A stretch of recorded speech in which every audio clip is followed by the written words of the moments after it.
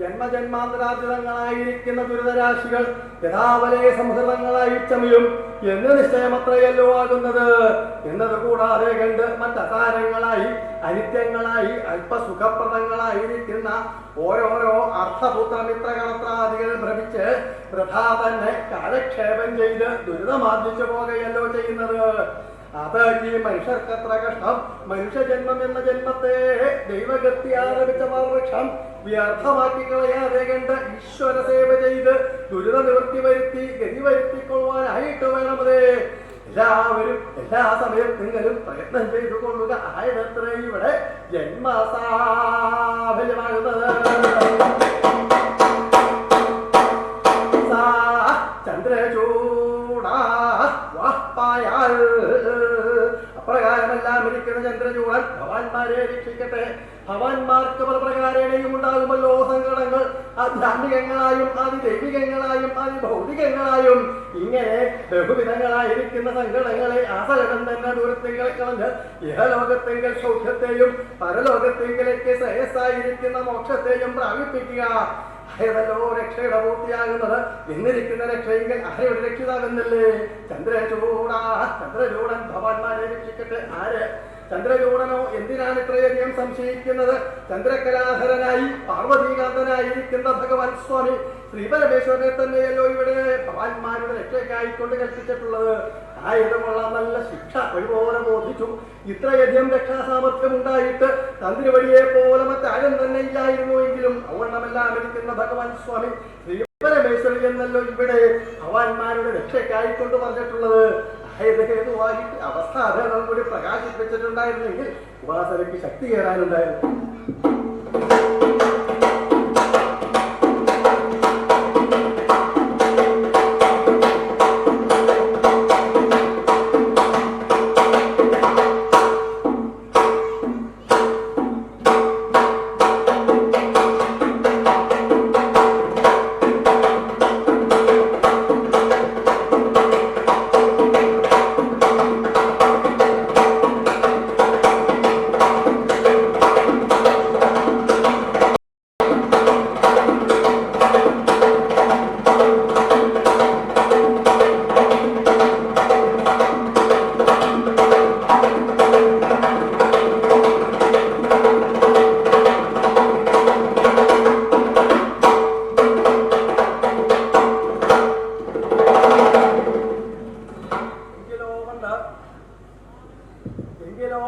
ചന്ദ്രകലാധരനായിരിക്കുന്ന ഭഗവാൻ സ്വാമി ശ്രീ പരമേശ്വരൻ നാരദാദിമകഷിമാരുടെ മുഖത്തെങ്കിൽ നിന്ന് അർജുന തപോവൈഭവത്തെ കേട്ട് അർജുനനെ അനുഗ്രഹിക്കാനായിക്കൊണ്ട് നിശ്ചയിച്ച് കിരാതരൂപധാരിണിയായിരിക്കുന്ന പാർവതീദേവിയോടും അനുകരണ ഭൂതഗണങ്ങളോടും കൂടി കൈലാസത്തെ പ്രാപിച്ച് ദുര്യോധനാൽ നിയുക്തനായിരിക്കുന്ന മൂകാസുരനെ നിഗ്രഹിച്ച് അർജുനനും തമ്മിൽ അതിഭയങ്കരമായിരിക്കുന്ന യുദ്ധത്തെ ആരംഭിച്ച സമയത്തെങ്കിൽ അർജുനൻ ദിവ്യമായിരിക്കുന്ന അസ്ത്രത്തെ പ്രയോഗിപ്പാൻ ആരംഭിക്കുകയും ചെയ്തു. ആയത് എപ്രകാരമാകുന്നത്? നാഗാസ്ത്രം വപുഷോ വിഭൂഷണമഭൂതാഗ്നേയമത്യുജ്വല നിർവാണം സുരസിന്ധുപാദസി സുരബിന്ദുപാദസി തഥാഭ്യത്യന്തരുഷ്ടോ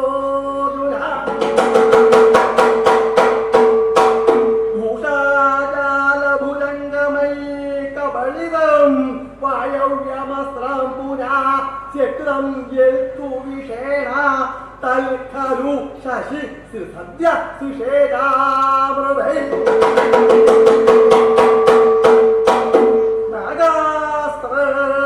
നാഗാസ്ത്രം ആ ഭഗവാൻ സ്വാമി ശ്രീപരമേശ്വരന്റെ നേരെ പ്രയോഗിച്ചു. എന്നാൽ എപ്പോഴാണ് ഭഗവാന്റെ നേരെ ആ അർജുനൻ ദിവ്യമായിരിക്കുന്ന അസ്ത്രത്തെ പ്രയോഗിച്ചത് എന്നാണെങ്കിൽ ആ ഭഗവാൻ സ്വാമി ശ്രീ പരമേശ്വരൻ ആ കൈലാസത്തിങ്കിൽ പ്രജാപരിപാലനം ചെയ്ത് അവനെ അധിവസിക്കുക. ഭഗവാൻ നോക്കി, എല്ലാവർക്കും സുഖമൊക്കെ അല്ലെങ്കിൽ നോക്കി. എന്താ തനിക്ക് രക്ഷിക്കേണ്ട ചുമതലയുണ്ട്. നോക്കി നോക്കി അത് ആരാ കുറെ ആൾക്കാരാണ് കുട്ടിയൊക്കെ എടുത്തോണ്ട് അവരെ നോക്കിക്കൂടെ. ഏതായാലും ചെറിയ സുഖത്തിന് കുറവുള്ളത് തോന്നുന്നത് ഏതായാലും അവിടെ വിഷമിക്കേണ്ട ഏതായാലും ഭഗവാൻ നോക്കി എല്ലാവരും നോക്കി നോക്കി സമയത്തെങ്കിൽ അവിടെ ഇവിടെയൊക്കെ ആൾക്കാർ ഇങ്ങനെ ഇരിക്കുന്ന ഏതായാലും കൈ പിടിച്ച് പിന്നെ ചിലർക്ക് ചാടി ചാടി വരുന്നത് ഏതായാലും അവർക്ക് സുഖക്കുറവാണോ എന്നിങ്ങനെ ഭഗവാൻ അവിടെ വിചാരിച്ചുകൊണ്ട് ഇങ്ങനെ ഇരിക്കുക. അങ്ങനെ ഇരിക്കുന്ന സമയത്തെങ്കിലാണ് ആ ഭഗവാനെ അർജുനൻ കൈലാസത്തിൽ തപസ് ചെയ്യുക. എന്താ പാശുപതാസ്ത്രത്തിനായിട്ട് തപസ് ചെയ്തുകൊണ്ടിരിക്കുക.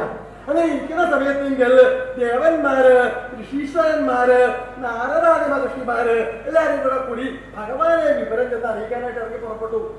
എന്താ അറിയിക്കാനായിട്ട് പുറപ്പെടാത്ത കാരണം എന്താ? കൈലാസത്തില് ഊഷ്മാവിന്റെ ശക്തി വർദ്ധിച്ചുകൊണ്ട് ഇങ്ങനെ ഇരിക്കുക. ദിവസം പ്രതി ചൂട് ഇങ്ങനെ കൂടിക്കൊണ്ട് ഇരിക്കുക.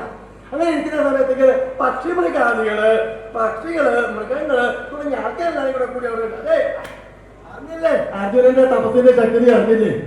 പിന്നെ ഇരുന്നാ പോരാ, വ്യവസായത്തോടെ ഏതായാലും എല്ലാ ആൾക്കാരും കൂടെ കൂടി ശ്രീനാരായണ ഭഗവതിയെ ചെന്ന് വിവരം അറിയിച്ചു. അപ്പോഴോ ഭഗവാന്റെ അടുത്തേക്ക് ശ്രീനാരായണ ഭഗവതി ഇറങ്ങി പുറപ്പെട്ടു. ഭഗവാൻ ഇതൊക്കെ അറിയാതായാലും നോക്കി നോക്കി അതായത് നാരായണ മഹർഷിയല്ലേ അവിടെ വന്നിരിക്കുന്നത്. താടിക്കാരൻ തോളി കൈ കൊണ്ടുവരുന്നു, താടിക്കാരൻ വരുന്നത് ഏതായാലും നാരദ ഇങ്ങനെ വരോ, എന്താ വിശേഷമൊക്കെ എന്തൊക്കെ ഉണ്ട് ഏതായാലും ഇന്ന് ചോദിക്കാം. ഏതായാലും നാരദന്റെ മഹർഷിയുടെ കുറിച്ച് അസംഖ്യ ആൾക്കാരുണ്ട്. ഏതായാലും എന്താ നാരദ വിശേഷം എന്തൊക്കെയുണ്ട്? ഏതായാലും എന്തോ പറയാൻ മടിയുണ്ടെന്ന് തോന്നുന്നുണ്ട്. ഏതായാലും എന്താ പറഞ്ഞാലോ, വിഷമിക്കാനും എന്തോട് പറഞ്ഞുകൂടെ? ഏതായാലും എനിക്ക് അങ്ങനെ ചോദിക്കുന്നതിന് വിരോധമൊന്നുമില്ല.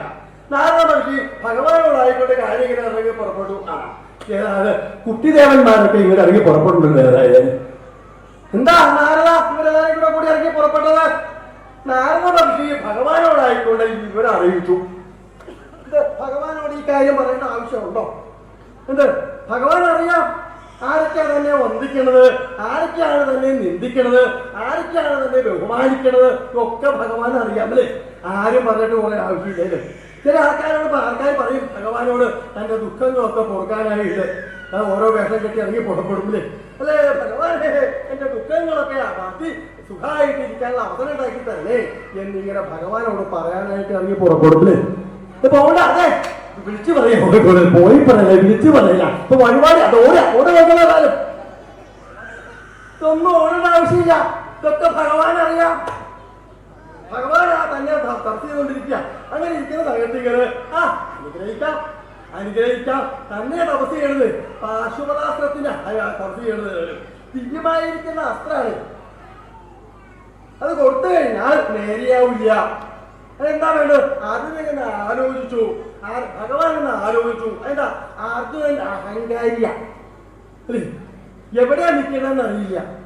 ഇങ്ങനെയുള്ള അവിവേകികൾക്ക് ദിവ്യമായിരിക്കുന്ന അസ്ത്രം കൊടുത്തു കഴിഞ്ഞാൽ അതെ അസ്ത്രം മേടിക്കാൻ പോവാ വേണം നോക്കിക്കൊണ്ടേ. അസ്ത്രമല്ല വസ്ത്രം വേണം നോക്കിക്കൊണ്ടേ. അതാ വസ്ത്രമൊക്കെ കൊടുത്ത് നടക്കണ്ടേ വേണം നോക്കിക്കൊണ്ടേ. വസ്ത്രമല്ല അസ്ത്രം കൊടുക്കേണ്ടത്. ദിവ്യമായിരിക്കുന്ന അസ്ത്രം കൊടുക്കണം. അത് കിട്ടിക്കഴിഞ്ഞാൽ അർജുനൻ നിലയ്ക്ക് നിൽക്കില്ല. അതിന് അഹങ്കാരി അവിവേകിയ. എന്താ അർജുനന് അഹങ്കരിക്കാം, നന്നായിട്ട് അഹങ്കരിക്കാം അല്ലേ? അർജുനൻ അഹങ്കരിച്ചില്ല എങ്കിലേ കുഴപ്പമുള്ളൂ അല്ലേ? എന്താ അതിന് നല്ലോണം അഹങ്കരിക്കാം. അതിന്റെ വംശം ഏതാ? ഏത് വംശത്തിലാണ് അർജുനൻ ജനിച്ചിട്ടുള്ളത്? സോമവംശം അല്ലേ? ചന്ദ്രവംശത്തിലാണ് ജനിച്ചിട്ടുള്ളത് അല്ലേ? സംശയിക്കാനുണ്ടോ? സംശയിക്കാനൊന്നുമില്ല. പിന്നെ അർജുനന്റെ അച്ഛനാരാ? ആരാ അച്ഛനാരാ? അതാ കയ്യും കെട്ടി ഇങ്ങനെ നിൽക്കുക. നോക്കിക്കോളൂ അച്ഛനാരാന്ന് സംശയം വേണം. നോക്കിക്കോളൂ ഏതായാലും ഇപ്പൊ നാട്ടുകാരുടെ അല്ലേ അച്ഛനാരാ അല്ലെ? അച്ഛനെ അന്വേഷിച്ച് പുറപ്പെട്ടു തുടങ്ങി വേണം. നോക്കിക്കോളൂ ഏതായാലും അവിടെ ഇരിക്കുക. അവിടെ എവിടെ ഉണ്ടോ നോക്കുക. അച്ഛനേതായാലും നോക്കിക്കോളൂ ഏതായാലും അച്ഛനെ അന്വേഷിച്ച് നടക്കാൻ സംശയിക്കാനൊന്നുമില്ല. 33 കോടി ദേവന്മാരുടെയും അധിപനായിട്ടുള്ള ഇന്ദ്രനല്ലേ? ദേവേന്ദ്രന്റെ പുത്രനല്ലേ അതിന് സംശയിക്കാനുണ്ടോ? നല്ലോണം അഹങ്കരിക്കാം അല്ലേ? പിന്നെ അർജുനന്റെ വിദ്യാഭ്യാസം എവിടെയാ ഒന്ന് ആലോചിച്ച് നോക്കിക്കോളൂ. ചില മാതാപിതാക്കന്മാരുണ്ട് അല്ലേ വിദ്യാഭ്യാസം ചെയ്യാനായിട്ട് വളരെ ദൂരത്തേക്കിലേക്ക് പഠിക്കാനായിട്ട് വന്നതായിരിക്കും അല്ലേ? കുറെ കാലം കഴിഞ്ഞിട്ട് പഠനമെല്ലാം കഴിഞ്ഞിട്ട് അടുത്തേക്ക് തിരിച്ചിങ്ങോട്ട് വരും. അയ്യോ കണ്ടില്ലേ ആണാണോ പെണ്ണാണോ എന്ന് തന്നെ സംശയം വേണം. നോക്കിക്കോളൂ ഏതായാലും കഷ്ടേ ഇനിയിപ്പോ എന്റെ മകനാണോ വന്നിട്ട് നമുക്കൂടെ എന്തൊക്കെയാ കഴിക്കേണ്ടത്, എന്തൊക്കെയാ കഴിക്കാനുണ്ടായിരിക്കേണ്ടത് ഒരു സ്വബോധം ഇല്ലാതെ അങ്ങോട്ട് ഇങ്ങോട്ട് ചാടി ഓടി നടക്കാണ് ഓടിക്കൂടെ.